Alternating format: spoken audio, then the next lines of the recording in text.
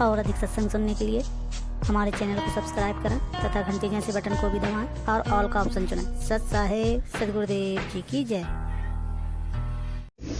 ऐसा है जैसा कि अभी आप सुन रहे थे कल के प्रकरण में कि ज्योत निरंजन जिसे ब्रह्म कहा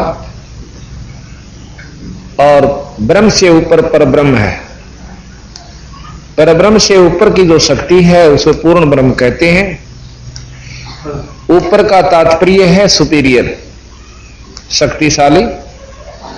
जैसे दादा और परदादा, पिता के एक पिता फिर दादा और परदादा, इस प्रकार इनसे सुपीरियर जो शक्ति है वो पूर्ण ब्रह्म है। ब्रह्म और पार ब्रह्म से ब्रह्म तक का ज्ञान वेदों में मिला है, योगियों ने खोजा है, वेदों ने वर्णन किया है। उससे आगे का जो ज्ञान है परब्रह्म तक की वर्णन अवश्य है लेकिन जानकारी नहीं है, क्योंकि सहस्रार कमल तक ब्रह्म है, ब्रह्म से ऊपर पार ब्रह्म है। योगियों का कितना वर्णन नहीं पाता कि भी उन्होंने पार ब्रह्म को सहस्रार कमल में बताया, ब्रह्म को बताया। अब जब ब्रह्म और पार ब्रह्म दो अक्षर हैं तो दो उनके गुण भी होंगे, उनमें दो काम भी होंगे। जैसे मंत्री और प्रधानमंत्री, बहुत अंतर हो जाता है। अब कोई नौका ब्रह्म कोई परब्रह्म कहते हैं और परब्रह्म को ही पूर्ण ब्रह्म कहते हैं, ब्रह्म को ही पूर्ण ब्रह्म कहते हैं, ऐसा नहीं। अगर कोई मुख्यमंत्री को प्रधानमंत्री या सेंटर का होम मंत्री का तो अच्छी नहीं, जची नहीं है बात, क्योंकि मुख्यमंत्री के कुछ और शक्तियां जरूर हैं लेकिन प्रधानमंत्री का समान नहीं हो सकती। मिलती जुलतियां होती हैं क्योंकि कार भी है, कोठी भी है, झंडी भी है और सुविधा सारी होती हैं, लेकिन उसी सुविधाओं को देखकर उन्हीं शक्तियों को हम परिचित होकर के ये मान लें कि ये जो दूसरी कार में सही हो मुख्यमंत्री ऐसा प्रधानमंत्री को भी, तो ऐसा वो अनजान आदमी कह सकता जिसने कतिये बेरा ना हो, जिसको जानकारी है वो अच्छी तरह समझ सकता। अब हम आपको, क्योंकि स्वामी दयानंद जी महाराज ने, ऋषि जी ने हमें बहुत कुछ समाज को दिया और माना जाता है। अभी आपको सत्यार्थ प्रकाश से उनका वर्णन सुनाएंगे, उनका अपनी व्याख्या जो कि बहुत श्रेष्ठ ज्ञान मान करके हमें स्वीकार किया था। और फिर बंदी छोड़ गरीबदास जी का ज्ञान आप सुनोगे जब अपने आप पता चल जाएगा कि ज्ञान ये भी है, ये ब्रह्म तक का जानकारी है। इससे ऊपर जानकारी है सत्पुरुष की, परब्रह्म तथा पूर्ण ब्रह्म की। तो ये सत्यार्थ प्रकाश पृष्ठ नंबर 174, वेदों का प्रकाश, वेद ग्रंथ, ऐसा इसके ऊपर हेडिंग लिखी हुई है। तो प्रश्न कर रहा है कि जब निराकार है तो परमात्मा, प्रश्न करता है कि परमेश्वर को आप निराकार मानते हो या साकार? तो स्वामी जी उत्तर दे रहे हैं कि उत्तर निराकार मानते हैं। ये 84वां प्रश्न है, 84। वो कहते हैं मैं निराकार मानता हूं। फिर कहते हैं प्रश्न कर रहा है कि जब निराकार है तो वेद विद्या का उपदेश बिना मुख के उच्चारण कैसे हो सका होगा, क्योंकि वर्णों के उच्चारण में तत्वादि स्थान जीव्या का प्रयत्न अवश्य होना चाहिए।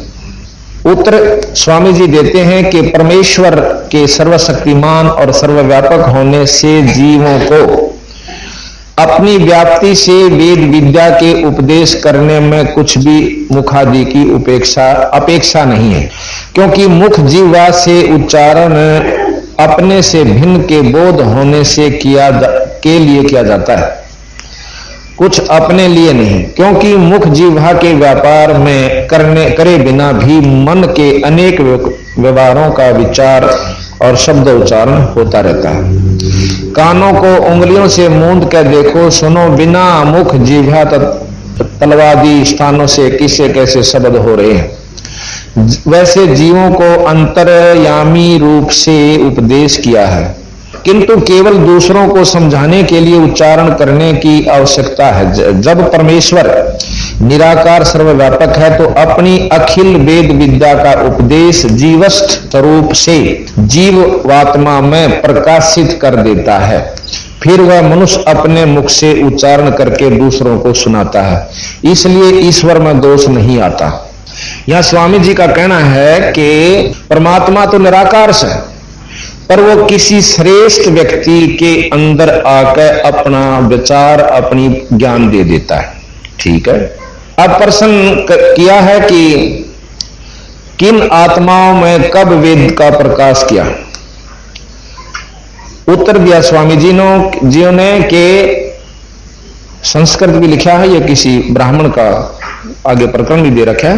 प्रथम सृष्टि की आदि में परमात्मा ने सबसे पहले भगवान ने अग्नि, वायु, आदित्य तथा अंगिरा इन ऋषियों के आत्मा में एक एक वेद का प्रकाश किया।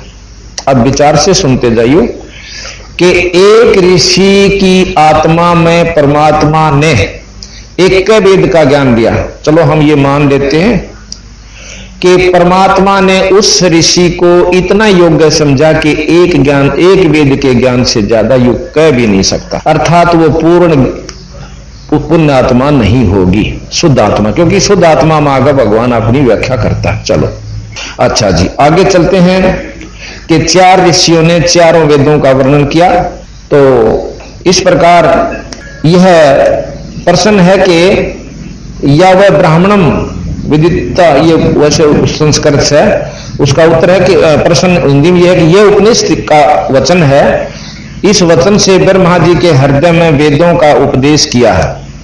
फिर अन्य आदि ऋषियों, अग्नि आदि ऋषियों की आत्मा में क्यों कहा। ब्रह्मा की आत्मा में अग्नि आदि के द्वारा स्थापित कराया। देखो मनुस्मृति में क्या लिखा है, यानी स्वामी जी मनुस्मृति को भी मानते हैं। उधर से ब्राह्मण 4-5 ग्रंथ हैं, उन ब्राह्मण ग्रंथों को भी मानते हैं कि उनमें भी भगवान ने आकर अपनी व्यवस्था दी और उन ऋषियों ने अपनी व्याख्या अपने अनुसार, क्योंकि परमात्मा ने बता उन्होंने लिखा, ऐसा इनका मानना है। और जिस परमात्मा ने सृष्टि में मनुष्यों को उत्पन्न करके अग्नि और 4 महाविषयों के द्वारा 4 महर्षियों के द्वारा 4 वेद ब्रह्मा को प्राप्त कराए, और उस ब्रह्मा ने अग्नि, वायु, आदित्य और अंगिरा के से यजुर, साम और अथर्ववेद का ग्रहण किया।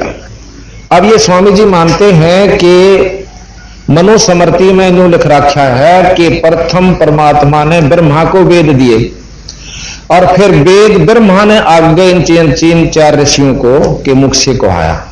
अब इस बात को, इसको तथ्य लेकर चले स्वामी जी, इसका सिद्ध हुआ कि यहां वो ब्रह्मा को मानते हैं। अगर मनुस्मृति को समर्थता दी है तो ब्रह्मा भी माने नहीं। उधर से कहते हैं कि ब्रह्मा कोई ऐसा वो नहीं है, वो एक आदमी था, व्यक्ति था। अब आगे लेते हैं कि प्रश्न किया कि किसी देश भाषा में वेदों का प्रकाश न करके संस्कृत में क्यों किया। अब स्वामी जी कहते हैं कि जो किसी देश भाषा में प्रकाश करता तो ईश्वर पक्षपाती होता। ये सत्यार्थ प्रकाश कर रहा है, आप ध्यान से सुनिए, विचार कीजिए, हम फिर इसको विस्तार से बताएंगे आपको कि पक्षपाती किस तरह होता है।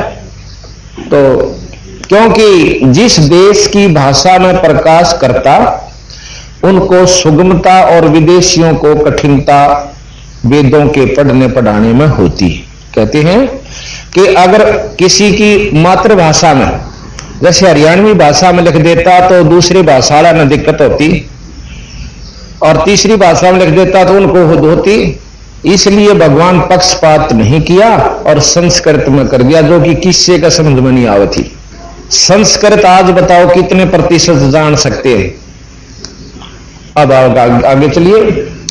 इसलिए संस्कृत में ही प्रकाश किया, जो कि किसी देश भाषा नहीं, और वेद भाषा अन्य सब भाषाओं का कारण है, उसी में वेदों का प्रकाश किया। जैसे ईश्वर की पृथ्वी आदि सृष्टि सब देश व देश वालों के लिए एक सी है, सब शिल्प विद्या का कारण है, वैसे परमेश्वर की विद्या की भाषा भी एक ही होनी चाहिए। सब देश वालों को पढ़ने पढ़ाने में तुल्य परिश्रम करने से ईश्वर पक्षपाती नहीं होता और सब भाषाओं का कारण भी है। अब बंदी छोड़ महाराज के बारे में हम बताएं कि संस्कृत वो परमात्मा पक्षपाती है या ये है। गरीबदास परमात्मा ने सब भाषाओं में अपने उन्हीं चारों वेदों को सरलार्थ किया, सरल किया और जो का तुम और सब शास्त्रों को बताया कति जाटू भाषा में। जिस भी देश की जैसी भाषा इस ग्रंथ साहिब में सभी देश और प्रदेश की सभी भाषाओं का मिश्रण है। उर्दू, फारसी, अरबी, तुर्कानी, हिंदी, कति मातृभाषा, वहां की भी मातृभाषा। एक शब्द है इसमें, पोइस बाबा पोइस है, चला जावा पथ पोइस है। और जिन पोइस का मर्म ना जाना वो जन्म आकार आगे पोइस पाछे पोइस, पोइस पोइस ओइस है। और जिन पोइस का मर्म ना जाना जन्म आकारत खोइस है। गरीबदास चल वहां जा छोड़ो जहां आवागमन नहीं होइस है। ये एक बिहार की भाषा है। एक बिहारी था कि वो कहने लगा जी पोइस रास्ते को कहते हैं, राह के सब पंथ कहते हैं, पंथ पंथ हो रहा है, रास्ता रास्ता हो रहा है। रास्ता असली वो से जो सत मार्गदर्शक को आपको देवे। आगे पोइस पाछे पोइस और पोइस पोइस होइस है, यानी पीछे जो हमने जानकारी हुई वो भी रास्ता ज्ञान था, आगे जो अब दे रहे हम यो भी पोइस सभी राह। जहां तक वेद बता अगर डट गए हम वहां से आगे आपको बता रहे हैं यो भी रास है। और कहते हैं जिन पोइस का मर्म नहीं जाना वो जन्म अकारत खोइस है। गरीबदास वहां जा ले छोड़ू जहां आवागमन नहीं हुई से। स्वामी जी खुद मानते हैं कि जीव अमर नहीं हो सकता, कोई चार मुक्ति नहीं है। और जबकि अन्य विद्वान जितने भी आज तक के हुए सब इन मुक्तियों को मानते हैं कि चार मुक्ति हमारे ऐसे ऐसे प्राप्त होती है। अब यहां देखिएगा कि बंदी छोड़ भगवान ने उनकी पोइस और चला जावा पग पोइस है, जो पाया चाला वो पग पोइस, यानी उस सरलार्थ भी और शब्दार्थ भी और साथ में उसका भावार्थ भी। और कहना कि चाहूं वो भी कह दिया। पोइस चला जावे पद पोइस है, जो पाए चाल कर जा रास्ता राई हो से। उस पोइस का यहां कोई नहीं जानता और वहां पत्थर नहीं जानते पग ने, तो दोनों को समझा दिया चला जावे पग पोइस है, पाया चाल है वो पोइस है। उस पोइस को हम भी समझ पाए कि पग पाया चाल पड़े उसने राह क्या आकर रास्ता से। तो भगवान यू अच्छा जिसने गटमट करके चार आदमियों के सीमित कर दी और उन्होंने अपने ढंग से घोट कर उस विद्या को गलत किया, किसी प्रकार भी प्रचार किया और आज दुनिया को नास्तिक बना दिया अपने स्वार्थवश। तो जब तक हमने बंदी छोड़ गरीबदास जी के शास्त्र का ज्ञान नहीं होगा इतने हम भक्ति पकड़ नहीं सकते, रास्ता लग नहीं सकते। इन्होंने कभी किसी की क्रिटिसाइज नहीं करी। और ये जो ग्रंथ साहब सत्यार्थ प्रकाश है इसमें केवल क्रिटिसाइज 90% भरी हुई है। ये प्रश्नोत्तरी नारी है, आपको आगे दिखाएंगे कि उस पंथ में ये घटियापन है, उसमें ये घटियापन है, वो इतने गंदे हैं, उन्होंने ऐसे करते हैं। कबीर साहब के बारे में आपको जानकारी मैंने दी थी। ABC का भी ज्ञान मेरे ख्याल के बिल्कुल प्रमाणित है कि स्वामी जी ने नहीं था बंदी छोड़ के बारे में, और फिर भी लिख दिया कि वो तो एक तुच्छ बुद्धि जीवों का रास्ता है और जो है उसके से नीच व्यक्ति इकट्ठे हो जाया करते, उन पर अपनी धाक जमांदा जाए पाछ लोगों ने उसको सिद्ध बना लिया। कोई नहीं, जैसा भी कोई लिखा अपने लिए लिखता है, अपनी बुद्धि अनुसार नहीं लिख सकता है, कोई ऐसी बात नहीं। अब आप जानकारी पूर्ण रूप से हो जाओगे जब आपको पता चल जाएगा कि बंदी छोड़ क्या चीज थी। तो यहां लिखा है, इसलिए एक ऋषि ने एक ही उसका बोध था, क्या नाम है, वेद का, अर्थात वो ऋषि भी पूर्ण नहीं था। और बंदी छोड़ने जब एक ने चारों वेद, 6 शास्त्र, 18 पुराण, 11 उपनिषद, महाभारत, गीता, एक अनपढ़ आदमी के लिए जिसको कति ज्ञान नहीं है उसके लिए ये सब ज्ञान, इसलिए इस तरह समझो कि कहीं कुछ हुआ ना हो। आप नवजात शिशु को 10 साल के बच्चे ने पकड़ो और उससे पूछो कि महाभारत कब हुई थी, वेद के बताओ से वो नहीं बता सकता। वो कन्नो कहेगा कि उसे वेद किसे कहें से वेद।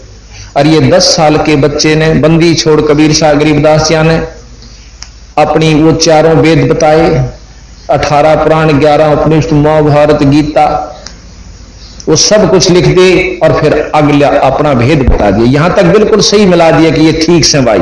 अर्थात उस बच्चे ने जब वो पिछला ज्ञान था तो आगे जो लिख रहे हैं वो गलत नहीं हो सकता जब पिछला सही मिला है।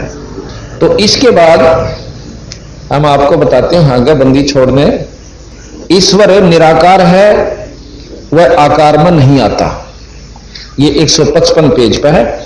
और उधर से आपने यजुर्वेद के 5वें अध्याय के 32वें श्लोक में कल परसों हमने बताया था कि वे खुद मानते हैं, वेद मानते हैं, महर्षि जी तो चाहे ना भी मानते, परंतु वेदों का तो सरलार्थ उन्होंने जो का तो किया कि वो ईश्वर, वो कबीर नाम का परमात्मा एक, और वो सर्वव्यापक है, जिससे सारी सृष्टि चेतन है, सबका आधार है, वो अपने सतधाम युक्त है। धाम स्थान को कहते हैं। जब भगवान का स्थान है, लोक है, तो वो आकार में भी है, अर्थात निराकार निरा नहीं है। यही कबीर साहब कहते हैं कि वो आकार में भी है। आकार किसे कहते हैं? जैसे हमने निर्गुण सरगुण निराकार शक्ति क्या होती है, जिस प्रकार प्रधानमंत्री अपने निवास स्थान पर या कार्यालय में या कहीं अपनी सरकारी दौरे पर होगा आकार रूप में, पर प्रधानमंत्री की निराकार शक्ति सत्ता, उसकी धाक हिंदुस्तान के कण कण में व्यापक है, कोने कोने में। उसी प्रकार मुख्यमंत्री की भी निराकार शक्ति अपने राज्य में के कण कण में व्यापक है। उससे नीचा आ जाइए, डिप्टी कमिश्नर, एसपी या और बड़े अधिकारी ले लीजिए, कोई भी किसी महकमे का है, उस बड़े अधिकारी की अपनी शक्ति भी उसके महकमे के हर कार्य क्षेत्र में सर्वव्यापक है। ये देवी देवता महाजन, दूसरे अफसर। तो इस प्रकार मतलब भाव, ये मतलब उदाहरणार्थ कह रहा हूं मैं, इनको देवी देवता ना समझो कि ये देवी देवता है, ये उदाहरण दे रहे हैं। इस प्रकार निराकार शक्ति है। तो इसी प्रकार निराकार रूप में निरंजन अपने लोक में है, जैसे आपको कल दिखाया था। इसका अलग से एक लोक भी है और आकार रूप में, और निराकार रूप में सर्वव्यापक है अपने 21 ब्रह्मांड में, जैसे मुख्यमंत्री अपने राज्य में पूर्ण रूप से व्यापक है। इससे ऊपर परब्रह्म है, अक्षर पुरुष का, जिसके नीचे पता नहीं कितने निरंजनांश, और वो भी जैसे मुख्यमंत्री के नीचे 10-12 जिले, कई बड़े राज्यों में 20-20, 25-25 भी हैं जिले आते हैं, डीसी आते हैं, आईएएस अफसर आते हैं, कमिश्नर आते हैं। और इनसे ऊपर मुख्यमंत्री प्रधानमंत्री है, जिसके नीचे कई मुख्यमंत्री उनके आ जाते हैं, यानी वो ज्यादा शक्तिशाली है। तो कबीर साहब ने जो का तो भेद दिया है, और महर्षि दयानंद जी तथा अन्य ऋषियों ने केवल ब्रह्म तक की जानकारी दी है। ये आप सत्कर मानिए। प्रश्न किया कि ईश्वर साकार है कि निराकार? उत्तर मिला निराकार, क्योंकि साकार होता तो व्यापक नहीं हो सकता। जब व्यापक न होता तो सर्वादि गुणों भी ईश्वर के में न घट सकते, क्योंकि परिमित वस्तु में गुण कर्म स्वभाव की परिमित नहीं है, परिमित रहते हैं। वह शीतोषण, अक्षुदा, तृषा, रोग दोष, छेदन भेदन से भी रहित नहीं हो सकता। ये सब जैसे राजा नौका को तो भूखा भी मर सका है, नौका ना भाई, जैसे भी इनका भाव ये है कि भगवान आकार में है तो उसके सारे दुख होंगे, ये गलत है। जब परमात्मा ही हो गया उस पर दुख किसे, चाहे आकार में है चाहे निराकार में। इब कोई नौका कि राजा निराकार शक्ति नहीं हो सकती, ना आकाश में नहीं रह सकता, क्योंकि वो भी आम आदमी की तरह दुखी होना पड़ेगा, उसने भूखा भी मरना पड़ेगा, मच्छर भी खाएंगे। ये कति नहीं हो सकता राजा में। राजा के पास वो सुविधा है, वो ठाठ करेगा और आकार में रहेगा। तो ये मतलब है सतगुरु कबीर साहब अनुसार, गरीबदास जी अनुसार कति मिथ्या भाषण है। ये भी नहीं कहेंगे कि मिथ्या है कि इनको जानकारी इतनी थी कि परमात्मा आकार में नहीं आ सकता। अब जंगल में रहने वाले जंगलियों को कभी जान कभी राजा नहीं देखा हो, और ना राजा के बारे में पता हो किसा होया करे, पर भय जरूर न हो, भयभीत हो जाते हैं। जैसे राजा के अनुचर जाकर उन्हें कूट छेत दें गोलीता ही मार दें, उनको बदमाशी करते हो, तो उनको भय जरूर से कि कोई शक्ति सी है तो वहां से आकर हमने तंग कर जाती है, जैसे अवतार जाते हैं यहां से वहां से आते हैं। तो इस प्रकार हम कति अपरिचित हैं उस परमात्मा के बारे में जो कि आकार और निराकार में है। अगर हम केवल आकार में निराकार में मानते हैं तो ये सारे वेद फेल, ना सारे शास्त्र फेल। हमने और आकार में मानते हैं तो स्वामी जी फेल और ब्रह्म भी फेल, वेद भी फेल। हमने दोनों को लेकर चलना होगा और दोनों को लेकर कबीर साहब चले कि ये शास्त्र भी ठीक बताओ और ये भी ठीक बताओ। जैसे 5 अंधे थे, उनको किसी ने कहा कि भाई हाथी बहुत बड़ी जीव हो सा, बहुत नो कर दे सा, उसमें इतना नो खींच ले सा, नो बोला वो हाथी हमने भी दिखा दो। 5 अंधों को हाथी के पास जाकर छोड़ दिया। अब एक कहता पांठ आगे, एक का पूछड़, एक पेट तले के यानी शरीर पर हाथ फेरे से, और दूसरे का उसकी सूंड ठहगी, एक का कान का हाथ लग गया। पूर्ण विवरण ले लिया उसका कान का, किसा हो से छाज कैसा हो से, अपने मन में विचार किया। फिर हाथी के पांव जिसके ठहरे थे वो आकर के फिर पूछा भाई देखा है हाथी? खूब देखा है। ये जो समाधिस्थ होने वालों के ऊपर व्याख्या है अनजानपने में। तो वहां क्या हुआ, जिसका पांच आए थे उन्होंने बोला हाथी बताओ किसा हो से, अग देख थांब का हाथ लागने बोला थांब कैसा हो से। जिसका पुछड़ ठाई थी ने बोला पटे कैसा हो सा हाथी। जिसका कान्ना का विवरण लेकर आया था पूरी जानकारी ने बोला छाज देखा है हाथी, छाज कैसा हो से जैसा होता है। और सूंड ठाई थी ने बोला एक रबड़ की नाली सी हो ना मोटी, ईसा हो सा हाथी। और छोड़ने ने हाथी तो भाई थांब कैसा हो से। जिसका पेट पर हाथ फेरा था ने बोला बेटोड़े कैसा हो सा हाथी थे, क्यों करड़ा करड़ा भी हो से और भार भी इतना है हो से। तब पांचों मुक्कम मुक्का गुस्सम गुस्सा। एक आगे रहा क्यों लड़ो सो, नो बोला इसने बेरा न ब्यारी अर्जों का हाथी छाज कैसा हो, हाथी तो ईसा मोटा हो से थांब कैसा। और उन तुम भाई के कह बोला बेटोड़े कैसा हो सा हाथी, तो वो कैसे न बेरा है कौन। एक का बोला पटे कैसा हो, तो वो न बोला जिसको पूर्ण जानकारी है बीरा ये उसके अंग है। इन सबको मिलाकर हाथी बने थे। अब कोई तो विष्णु ने भगवान मान रहा, कोई शंकर जी ने, कोई ब्रह्मा जी ने, कोई हनुमान जी ने, कोई गणेश ने, कोई माता ने, और कोई क्या नाम ब्रह्म तक ही सीमित हो गए बंदी छोड़ के हैं कि ये उस पूर्ण ब्रह्म के अंश है, ये पूर्ण परमात्मा नहीं है। इन तक काम डग रहा है उसका, और उससे भिन्न भी नहीं, क्योंकि हर जीव महाराज कबीर साहब से आए हैं सतपुरुष से। तो इस प्रकार की व्याख्या जो बंदी छोड़ने दी है बिरा यो किता मिलेगी। इसलिए परमात्मा भी शरीर धारण नहीं कर सकता, क्योंकि वो सारा दुखी हो जाए। फिर ऐसे भी यहां सिद्ध पुरुष हुए हैं जिनमें अग्नि का भी असर नहीं होता। अर्थात आप देखते हो धोने के ऊपर 5-5 धोने लाकर जेठ की धूप में बैठ जाए, उसमें कोई शक्ति सिद्धि है जिस तो उसका असर नहीं होता। और आप बैठ कर दिखाओ जड़ नहीं जाओता। तो इसका मतलब यह है कि जब उस एक व्यक्ति में मनुष्य धार शरीर करके आ रहा है, एक संत भगत है और वो साधना कर रहा है, उसका आगे भी असर नहीं कर रही, तो परमात्मा तो उस पर बहुत सुपीरियर शक्ति है और वो आकार में आ जाता, उस पर भी कोई है जहां पर उस पर कोई भी ये 5 तत्व असर नहीं करते। तो इस प्रकार हमने जो जानकारी थी वो यही थी। अच्छा, दूसरी तरफ के लिखते हैं वेदों में, आपको बता दिखाऊंगा कि महाराज कबीर साहब तथा अन्य शास्त्र और कबीर साहब इसको मान्यता देते हैं कि एक इंद्र नाम का भगवान से देवता है जो इंद्र लोक में रहता है। जैसे चीफ इंजीनियर हुआ करे और वो पानी का सारा प्रबंध यानी पानी बरसाना बादल करना ये सब उसके अंडर आते हैं। लेकिन और सारे ठाठ करता उसके इतनी उर्वशी है ऐसा लिख रखा है, वो नो नाचता है ऐसे रहता है ऐसे ठाठ है उसके तरह, कितनी को सुंदर सुंदर औरतें हैं वहां नाचती रहती हैं, ऐस करता है। तो वेदों में लिखा है कि वो ऐश्वर्यवान भगवान से। अब बताओ यही खंड हो जाता स्वामी जी का वर्णन कि उस पर फिर तो अगर वो आकार में है तो उसका वो सारे गुण शोकर दुख उसको सेध देंगे।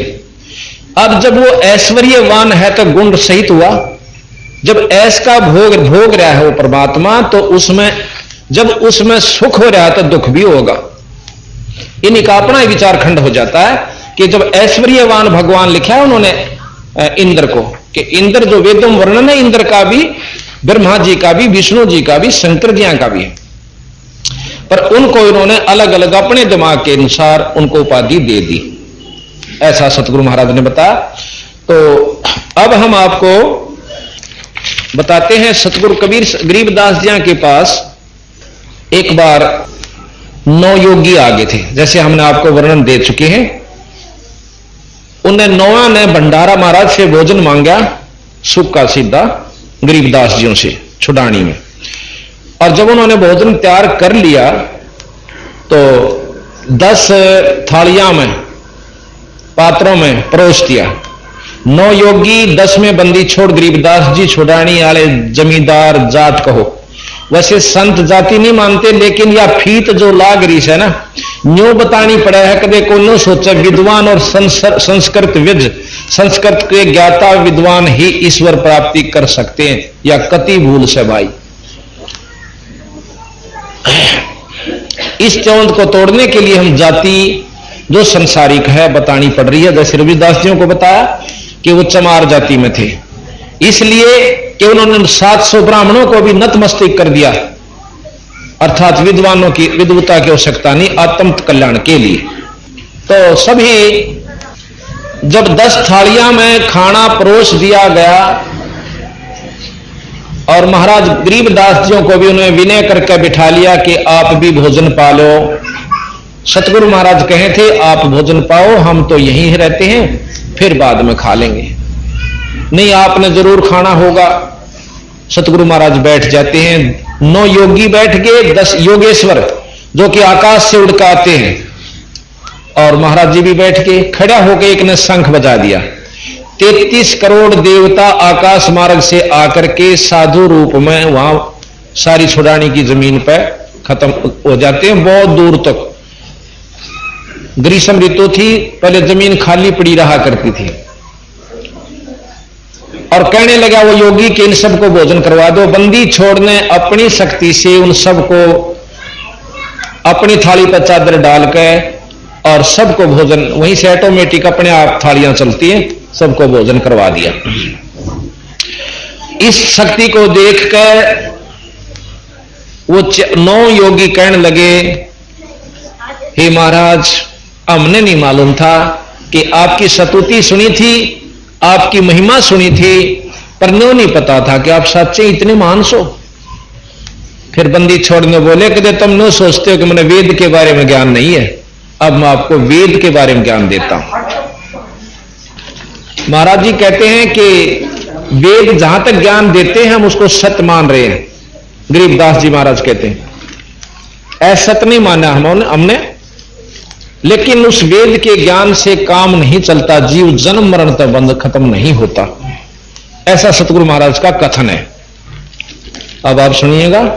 एक समय 9 योगेश्वर बार बार कह रहे थे कि वेदों में ऐसे लिखा है, वेदों में यह साधना लिखी है। कभी कहते थे वेदों में यह क्रिया लिखी है, ब्रह्म रंध्र खोलने की। यह वेद किसे कहते हैं, कृपा बताने का कष्ट करें। यानी प्रश्न किया सतगुरु महाराज से गरीबदास जी, बंदी छोड़ उत्तर देते हैं। तो ये मतलब एक प्रश्न उत्तर चल रहे हैं। ऐसे ही एक रमलू नाम का भगत, गुरु भगत था, गुरु भगत से प्रश्न करता, बंदी छोड़ के शिष्ट है, तो वो उत्तर दे रहा है कि बंदी छोड़ ने मेरे सामने के वर्णन किया। भाई रमलो, जब 9 योगेश्वरों ने वेद ज्ञान को श्रेष्ठ बताना चाहा, तब महाराज ने चारों वेदों के सारे मंत्रों की गिनती कर बताई तथा कही कि 5वां वेद मुक्ति का है, जिसे सूक्ष्म वेद कहते हैं। उसका आप महापुरुषों को पता नहीं। इन चारों वेदों ने जो इस 5 तत्वों के शरीर पुतले को सुरक्षित रखने व कुछ साधन करने, कुछ समय के लिए वैकुंठ की झलक लेकर फिर 84 के चक्कर काटने के तरीके का वर्णन कर रखा। महाराज जी ने बताया कि हे योगेश्वरों, आपको यह भ्रम होगा कि गरीबदास जी को वेदों का अर्थ या ज्ञान नहीं, जानकारी नहीं है। तो कहने लगे अब सुनो, वेद का अर्थ ज्ञान यानी ज्ञान भी बोलना से इसने, ये ज्ञान कह लो चाहे ज्ञान कह लो, बात अपनी भाषा समझाता हो उसे कि ज्ञान की फेफरी भाषा की है, ज्ञान किसे कहें। वेद का अर्थ ज्ञान होता है। 4 वेद हैं, चारों में अलग अलग ज्ञान है। वेद की उत्पत्ति का भी कई महापुरुषों को भ्रम है कि कोई कहता है कि 4 ऋषि परमात्माओं ने सर्वप्रथम पैदा किए। अब ये देखो ना, वो 4 ऋषि भी तो भगवान ने पैदा किए होंगे। इन चारों से ने समाधिस्थ होकर वेद ज्ञान लिखा, प्रत्येक ने एक एक वेद की रचना की। यहां एक संशय उत्पन्न होता है कि वे ऋषि ज्ञान संपन्न नहीं थे, क्योंकि एक ऋषि को एक ही वेद का ज्ञान था, दूसरे का नहीं। ऐसे अधूरे ज्ञान वाले व्यक्ति महापुरुष से यह उम्मीद नहीं की जा सकती कि उनका ज्ञान श्रेष्ठ है। सर्व ज्ञान उत्पन्न हो, सर्व ज्ञान संपन्न तो एक ही बहुत है। जिस प्रकार कबीर साहब ने चारों वेद व 18 पुराणों, 6 शास्त्रों और 11 उपनिषद, गीता जी, भागवत, रामायण, महाभारत का पूर्ण ज्ञान देकर के मुसलमान धर्म का बीजों का तो वर्णन, चारों कतेबों व मोहम्मद की उत्पत्ति तक का ज्ञान दे रखा है कि मोहम्मद जो मुसलमान धर्म के प्रवर्तक हैं वो कैसे उत्पन्न हुए और कौन से लोग आए थे। अब आप बताओ कि 4 ऋषि व बाद में पुराणों व गीता, भागवत, रामायण, महाभारत लेखकों का ज्ञान श्रेष्ठ है या उस एक महात्मा या सारे ने सारा विवरण जो का तो ही लिखकर फिर आगे उनसे ऊपर की शक्ति का भी ब्यौरा दे रखा है, वह श्रेष्ठ है। नौ योगेश्वर ने कहा कि हम आप गरीबदास जी से कह रहे हैं, ना कि कबीर साहब से। ने बोले हम आपने पूछा, हाँ कबीर साहब का नहीं पूछते। आप अपने ज्ञान का परिचय दें। महाराज जी ने कहा कि यदि पूर्ण विवरण चाहिए तो केवल एक ही, सारे ही वर्णन का दे दिया, उनका ज्ञान श्रेष्ठ। अब यहां चारों को सबको ले लिया। किसी ने तो 18 पुराण ही ज्ञान था, किसी ने चारों एक एक वेद लिख दिया, किसी ने रामायण, तैसे तुलसी साहब ने केवल रामायण की ही व्याख्या की। तो महाराज के उन सबको मिलाकर अकेले बंदी छोड़ कबीर साहब व गरीबदास जी में वह शक्ति है, इन सबको मिला और उनसे ज्यादा है, क्योंकि उन आगे का भी ज्ञान दिया। सारा विवरण जौका तो ही लिखवाकर और फिर आगे का उनसे ऊपर की शक्ति का ब्यौरा दे रखा है, वह श्रेष्ठ है। अर्थात बंदी छोड़ महाराज को महाराज श्रेष्ठ सिद्ध कर रहे हैं और है भी। 9 योगेश्वरों ने कहा कि हम आप यानी गरीबदास जी से कह रहे हैं, ना कि कबीर साहब से। यहां वार्ता चल रही है। हमने ये वाणी लिख रखी है, सतगुर तेरी वाणी अमृत किताब, उसमें प्रश्नोत्तरी चला रखी है। उसमें तो यहां कबीर साहब, गरीबदास जी और योगेश्वर आपस में बात कर रहे हैं। तो गरीबदास जी ने अपने आप को छुपा कर और अपने पूज्य गुरुवर पूर्ण ब्रह्म कबीर साहब की महिमा सुनाई उन ऋषियों को। तो वह दो कहने लगे कि ये तो चलो ठीक है, कबीर साहब ने तो कुछ भी किया, आप में क्या जानकारी है, आपको क्या ज्ञान से। उन्होंने धोती कुर्ते वाला जमींदार दिखा कि कुछ नहीं जानता हूं, बात बात बनावस। तो आपको क्या जानकर, हम आपसे पूछ रहे हैं, कबीर साहब से नहीं। आप अपने ज्ञान का परिचय दें। महाराज जी ने कहा कि यदि पूर्ण विवरण चाहिए तो हम मेरे द्वारा लिखवाया गया ग्रंथ तुम्हारे चारों वेदों को मिलाकर भी ज्यादा मंत्रों वाला है। वेदों का विवरण सुनो। 4 वेद हैं, ऋग्वेद, यजुर्वेद, सामवेद, अथर्ववेद। ये चारों वेद बताए। ऋग्वेद में क्या है, इसमें स्तुतियां हैं, भौतिक ज्ञान, निरंजन ज्योत स्वरूप तक का है।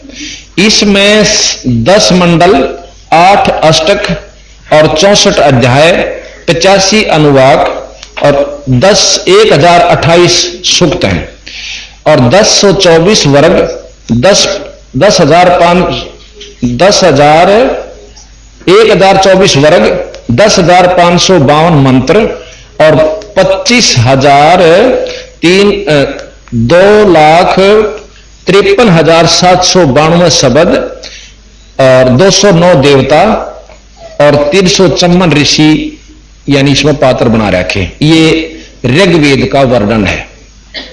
अब इसके कुल मंत्र जो हैं, अपने जो मंत्र हैं इसमें वेद मंत्र इसमें लिखा है 10,552। अच्छा, यजुर्वेद में लिखा है कर्म कांड है, यज्ञ का वेद है, इसमें 40 अध्याय और 1975 मंत्र हैं, 90,525 शब्द हैं। कर्मों व यज्ञों का विस्तार पूर्वक वर्णन है। अब सामवेद है, उपासना साधना का वेद है, ज्योत स्वरूपी निरंजन तक है, इसमें 27 अध्याय हैं, 87 श्याम, 1875 मंत्र। श्याम के 2 भाग हैं, पूर्वार्चिक उत्तरार्चिक। आगे अथर्ववेद, इसमें साधना से प्राप्त उपलब्धियों का वर्णन है। जिस प्रकार साधक को पता चल जाता है कि उसकी साधना किस स्थान पर है, क्या स्थिति में है। इसमें 20 कांड, 25 प्रापाठक, अनुवाक, 760 सूत्र सूक्त और 731 वर्ग व 5,977 मंत्र हैं। यहां लिखा है कि 21 ऋग्वेद की, 101 यजुर्वेद की, 1000 सामवेद की और 9 अथर्ववेद की, कुल चारों वेदों की 1131 शाखाएं हैं।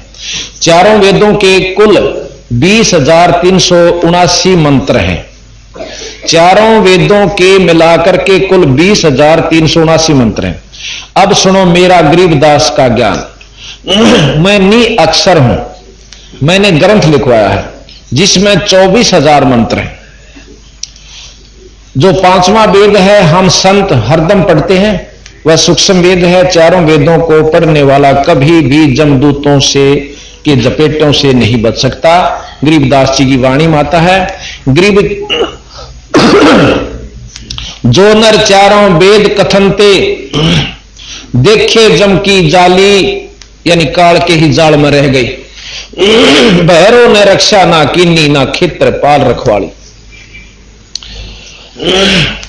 गरीब ज्ञान दान ब्रह्मा दिया, सकल सृष्टि माही, और सोम डोम मांगत पर जिन कुछ दीना नहीं। अब सतगुरु महाराज कहते हैं, गरीब चारों युग में हम पुकारे, कूक कया हम हेल रे, भाई हीरे माणक मोती बरसे, यो जग चुगता ढेल रे। कि हम जो रास्ता मार्गदर्शन कर रहे हैं वो सत्य है, और जो तुमने आज तक सुना वो मतलब ब्रह्म तक की स्थिति का ही आपको ज्ञान हो।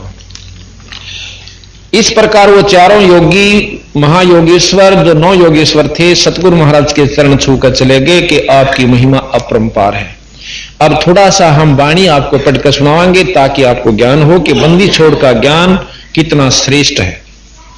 उसके बाद आपको 24 सिद्धि के बारे में जानकारी देंगे कि बंदी छोड़ गरीबदास जी ने अपने ग्रंथ साहब में 24 सिद्धियां का जो का तो वर्णन कर रखा है कि उनसे की उपलब्धि हो से।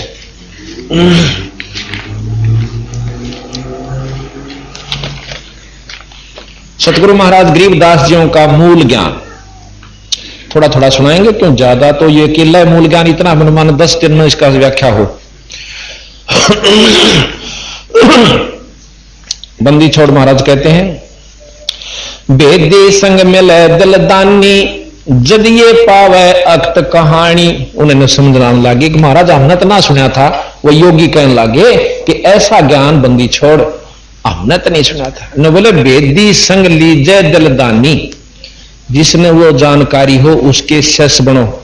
आप मेरे से उपदेश लो, लायक पल में पहुंचाऊं तो पर मानता यहां कोई नहीं। जो जहां रंग चुका है, जहां बैठ चुका है, उसे ऊपर न सर करने जी नहीं करता, बल्कि ज्ञानी होकर के श्रेष्ठ ज्ञान को नकारा कर देते।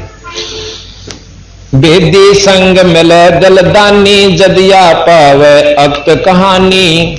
प्रथम अंजल संयम राखे, योग लक्षण सब सतगुरु भाखे। प्रथम अंजल संयम यानी कम खावे, थोड़ी रोटी खावे, घना नो भरे नहीं पेट को, और कम पानी पीवे, यानी आवश्यकता अनुसार खावे। इतना भी नहीं ज्यादा खा ले कि आलस बन जावे, उठ ना सके या कई कई बार टट्टी जाना पड़े, यानी थोड़ा खावे और फिर साधना शुरू कर दे। योगियों को बताते हैं, फिर अपना रास्ता बताऊंगे। क्रिया नेम गणेश बखानो, धोती नीति कर अस्थानो, अजरी बजरी बंद बाई, द्वादश खेच पताल समाई, बामा चरण गुदा में लावे, आसन इंद्री मूल समावे। ये सिद्ध आसन है कि बाएं पां की एडी गुदा और लिंग के बीच में स्थान है, जिसमें वहां लगावे और दूसरे ने उसके ऊपर धर ले दाएं ने। इसको कहते हैं सिद्धासन। बंदी छोड़ के कदे न सोचते हो कि न क्या का नहीं मालूम था, ये बता रहे। बामा चरण गुदा में लावे, आसन इंद्री मूल समावे, दैना ऊपर अस्तर राखे, दो स्वर खींच पतालों दाखे। दो स्वर, ये प्राणायाम कई प्रकार की। एक तो ऐसे इस बाएं नाक से सांस लिया, इसको बंद कर लिया, फिर बाएं को बंद किया, दाएं से काट दिया, फिर वापस बाएं दाएं से ले, ये रोक लिया, इसको कुंभक कहते हैं, फिर वापस इसी से निकाल दिया। ये एक पूरा प्राणायाम हो जाता है। एक दूसरा होता है कि एकदम खींच ले और फिर एकदम छोड़ दे। इस सांस जब कति टूटन में हो ले, जब उल्टा लावे, यू मन भाग्या हुआ वहां डट जाएगा। जब यू न सोचेगा तुम मरेगा, अब कितना मन जा रहा है, नाक बंद कर ले कोई आकर, और न सोचा मर गया, वो सारे दुख न भूल जाता है, वहां एकत्रित हो जाता है। इस प्रकार ये प्राणायाम एक बार इस मन को कुछ समय के लिए स्थान पर ले आवश्य, पर पूर्ण रूप से नहीं रोक सकती है वो सीधी तरीका विधि। कहते दोनों स्वर खींच पतालों धावे, और फिर मतलब ने घूम घाम कर जहां भी जिस लोक में जाना है वहां पहुंचा। मेरुदंड को राखे सोदा, जाका कमल ना होवे मुदा। मेरुदंड इस पिछले कड़के बांस ने सीधा रख। अब ये कमल कड़के बांस का बहुत छोटी छोटी, इसमें छोटी छोटी गांठ सी, यानी जैसे सांप आपने देखा हो मरा हुआ, उसकी हड्डी हड्डी देखे, ऐसा उसे। और यो ऐसे मुड़ता मुड़ता कति मुड़ जाता है, ये इतना होकर के न्यू हो जा। जब हम न्यू हो जाए तो कहते हैं यहां पर कमल बने हुए हैं, ये जो कल दिखाए थे, इनमें पत्तियां हैं। वो कमल जैसे यहां लटक रहा है, वो पत्ता कमल बना, वो न्यू हो जाए नीचे ने, ये भी नीचे हो जाए और यो भी नीचे हो जाए। जब न्यू करना और सीधा करना में ये न्यू सीधे खड़े हो जाए, वो पत्ती अपने अपने स्थान पर खुल सी जा, थोड़ी थोड़ी पूर्णतः खुलती है मंत्र से या योगी खोलते योग विधि से। तो वह नो के न्यू रखे ताकि वह तेरे कमल सीधे रह जाए, कमल मुद्दे ना हो। मेरे दंड को राखे सोदा, जाका कमल ना होवे मुद्दा, यानी मुंदे ना पड़े नीचे। ये बता इसमें संस्कृत अच्छी किया, अच्छी दो कति सीधा आम व्यक्ति समझ ले, इसने समझाने लग रहा है, वो संस्कृत में कह रखा। तो यू निरपेक्ष परमात्मा हुआ, ना कि वो जिसने केवल संस्कृत में लिख दिया। दम का दगड़ा मंजन मांजे, सुन का सुरमा अंजन अंजय। दम यानी सांस के द्वारा रास्ता बनाते हैं योगी जन नु चल। मेरे दंड को राम रसायन फूल चुवावे, इला पिंगला फेर चलावे। वही इला पिंगला, वही दो सुर एक ही चीज, सांसों से चलकर फिर इला पिंगला में प्रवेश करती नाड़ियां हैं दो आगे जाल, दोनों स्वरों से सांस निकल कर जब खूब अभ्यास हो जाएगा, जब इला और पिंगला खुले, इला पिंगला की फिर अच्छा अभ्यास हो जाएगा। वैसे तो सांस फेफड़ों में जाता है, प्राणायाम से वो इला पिंगला में प्रवेश करना थोड़ा थोड़ा शुरू कर देगा। इला पिंगला की अभ्यास के बाद फिर एक सुषुम्ना नाड़ी है, जैसे दोनों जागरियां जहां मिलती है उनके मध्य में इला इधर चली जा, पिंगला इधर आ जाती है, उनके मध्य में एक और सुराख है जो वहां से इला चलती, सुषुम्ना चलती है। सुषुम्ना जाती वहां पर, इला अपने स्थान पर और दूसरे उस स्थान पर चली जाती है। इला पिंगला, इला इड़ा कहते इसको और पिंगला कहते बाएं को। इसी को महाराज ने इसको चंद्रद्वार कहा, जो कि औलास है, ये शीतल होता है, और इसको सूर्य कहा, इसको सूर्य द्वार, इसको चंद्रमा कहा, इसको सूरज भी के नाम से भी आगे संबोधित किया। चंद सूरज दो थेगड़ी लगाई, तो ये एक चंद और एक ये सूरज। कई लोगों का बिलाई आख्यान चंद सूरज के हैं, नहीं, ये चंद सूरज इला पिंगला गर्म और शरद दो दे दिखाई, ये इसी को लेकर चले। इतना गहरा ज्ञान बंदी छोड़का है। सुषम कहते हैं राम रसायन फूल चवावे, एला पेंगला फेर चलावे, सुषमन सुरत लगावे दानम, चंद्र सूर मुंद शशिभानम। ये चंद्र सूर ये बंद हो जाएंगे, यो भी और यो, पहले यहां से शुरू करना, फिर ये बंद हो जाएंगे दो स्वर, और फिर वो इला पिंगला शुरू हो जाएगी, उसमें से फिर सुषमना में प्रवेश कर जाएंगे। दो मुख की नागनी गैलावे, मेर दंड को उल्ट बहावे। अब यहां से चले यहां पर नाभि कमल में आए, और नाभि कमल की वह नागिनी जो कल बताई थी, उसके पीछ सांस तक वो खड़ी हुई है, और उस ट्यूब के नली का जो कि आगे चलती है उसको बंद कर रखा, 3 पेच लगाकर लपेटे, उसको खुल जाता है सांस रुक जाने से, वह नीचे मुंह कर ले से उसमें योगी करके मूल कमल में जाते हैं। पहले नाभि कमल से रास्ता नीचे को भी जाता है, एक नीचे मूल कमल में जाते, मूल कमल से सिद्धि प्राप्त करते गणेश जी थे। कल आपने सुना था ना कि रिद्धि सिद्धि भंडारा है, मूल कमल में गणेश है, और रिद्धि सिद्धि चौर ढुलारा है। उस सिद्धियां वहां से लेकर योगी फिर आगे ने उन सिद्धि सहारा देती उनको। एक सिद्धि आकाश से उड़ जाई, या आपको बीच में थोड़ा सा वर्णन सिद्धियां का भी कर देता हूं।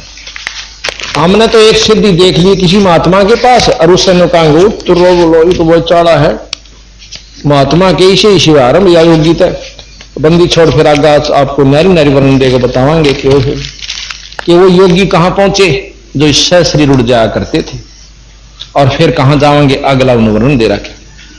शब्द महल में सब 24 हंस बिछोड़े बिस्वे बीसा, एक सिद्धि सुरदेव मिलावे, एक सिद्धि मन वृत्ति बतावे। एक सिद्धि सुर के हैं देवता, सुर देव एक ही हो गया, सुर को होचे देवता को अपने इष्ट के पास ले जाती है। जो जिसका उपासक, जैसे विष्णु उपासक भी योग विधि कर रहा है, तो उसकी एक सिद्धि है जो सुरदेव मिलावा, उसके उस देव के पास वह सिद्धि ले जाकर छोड़ देगी। ये 8 सिद्धि द्वारा कुल बंदी छोड़ने 24 सिद्धियां बता रखी है।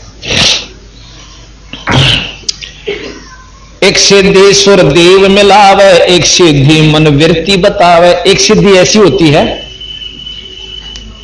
आपने देखा होगा कि भाई एक महात्मा ऐसा है, उधर चले जा न जानते न बता दे रहा तो कौन सा गांव मत आया है, और के सोच रहा था तुम, उड़ा सी खड़ा था, उड़ा के सोच रहा था, और फिर कोई प्रश्न करना है उसकी आप बता दे तू ये कहना चाहो। बंदी छोड़ के हैं इस तरह उसने परमात्मा प्राप्ति वाला आदमी ना संत ना समझियो। आपको सच बताऊं कि एक बार हमारी भैंस खो गई थी, हमारे घर वाले गए पूछा पड़वान, क्यों अनजान करा कि चले जा, और उन्होंने शक कर लिया किसी व्यक्ति विशेष पे। वहां गए, तने बोला भाई अपने न्यारे न्यारे कागजा पे 10 आदमियों के नाम लिख दो, और जिनमें एक आदमी हो जिस पर थारा शख्स है। उनने उस शक वाले आदमी का नाम लिख दिया। उसने फट दे मूंद का आंख और वह पर्ची काट दी जिसकी उनके मन में शक था। ये मेरे पिताजी आड़े बैठे, ये गया था गेला उनका। तो उसके बाद वो भाई पुलिस में भी दिया। पुलिस वाले ने बोले भाई तेरी पूछा के आधार पर हम इसने कुछ कहा को नहीं ने, बाकी हमारी तरफ से चोर नहीं। फिर अब पता भी चला को चोर नहीं था। दूसरी बार फिर गए राजस्थान में, फिर दूसरे पर शक कर लिया। ने बोला भाई जिस पर थारा शख्स है वो पर्चिया में लिखवा दो, वो लिखवा दिए 10 नाम। उसने फट जो नए पर शक था वो काट के दे दिया। क्यों आड़त पूरा विचार करके चला, मैंने उड़ा देखा और उस पर पूछा, वो नो बोला उसकी नो वृत्ति थी, मैं पक्का चोर से। तो उड़द सारे बतलांदे भी जहां राम है, सारा के मन में फिट हो जाए है पक्का चोर से, और जानने लिख दे। उसने वह एक कागज ठा के दे दिया जो नया चोर सिद्ध कराया था अपने आप में हमने। उन्होंने बोला यू चोर से। फिर आए वो उसको पंचायत करी, भाई क्यों खाम खा के दिगेड़ बना रहे हो, काल उसने चोर बताओ थे, आज यू बताने लाग रहे। तो भाव वो भी चोर नहीं था, उसका कोई भेद नहीं चला उस भैंस का। तो भाव ये से कहने का कि ये सिद्धियां होती हैं। ये तो वो एक पूछा पढ़ में बता दे तेरे मन में कैसे हुआ, मन वृत्ति बता दी उसने। मन की वृत्ति बतावे और न्यू बता दे और साधु आंख में चूं बैठा न सोचेंगे वो भगवान के चाड़ा से बंदी छोड़ के गधे की जुनी में जाएंगे ये लोग। इस सतगुरु का प्रमाण से आपके सामने प्रमाणित है, कोई ऐसी वैसी बात नहीं है, को हम अपने घर से कहते हैं। एक सिद्धि सुर देव मिलावे, एक सिद्धि मन वृत्ति बतावे, एक सिद्धि हो पवन स्वरूपी ही, एक सिद्धि हो वह अनुरूपी। एक सिद्धि हो पवन स्वरूपी, हवा में के समान हो जाते हैं, दिखते नहीं। एक सिद्धि निस्वासर जागे, एक सिद्धि सेवक हो आगे। एक संत गांव का बाहर जा बैठा और देखा गांव वाला वायु काल का बैठा है और सौंदा नीनो बैठा और या घूम फिरावा से फिर बैठ जा। हमने सुता नहीं देख लिया, 3 दिन हो गए ना आंख नीचे, और लोग क्या देखने लगे 10 दिन हो गए सोए नहीं। उसके पांव पकड़े और मंदिर बना दिया और मार बेगन तैर दिया।